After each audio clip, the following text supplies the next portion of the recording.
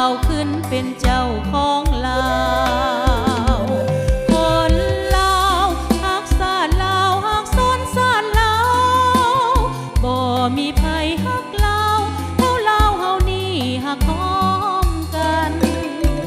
แผ่นดินลานสร้างจึงจะยืนยงมั่นยืนสัวประวัติการพร้อมเพียงกันเนื้อลาวคนลาวหักความเป็นเอกราชเสรีภาพของชา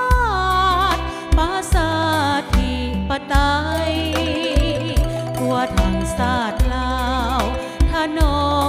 มเอาไว้สัวฟ้าดินสลายมอบกายไว้เพื่อลาว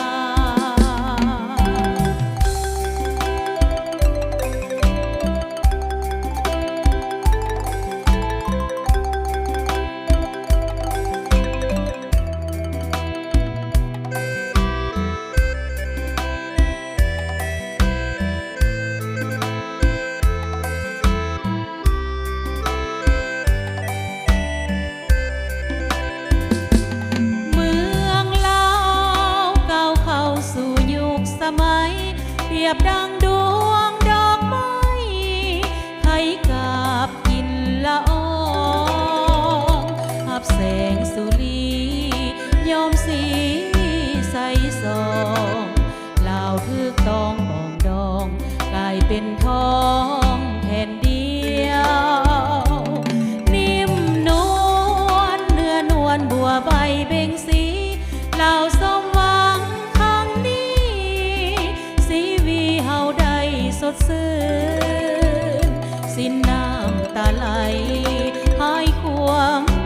คมคืนลาวเอ้ยจงก้าวขึ้นเป็นเจ้าของลา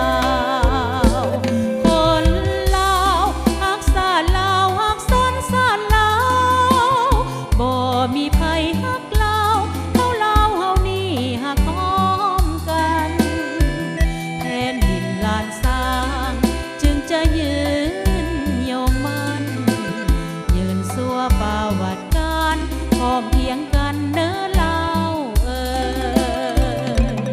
คนลาวหักความเป็นเอกราชเสรีภาพของชาติประชาธิปไตยทั่วทางชาติลาวถนอมเอาไว้สัวฟ้าดินสลายมอบกายไว้เพื่อลาวสัวฟ้าดินสลา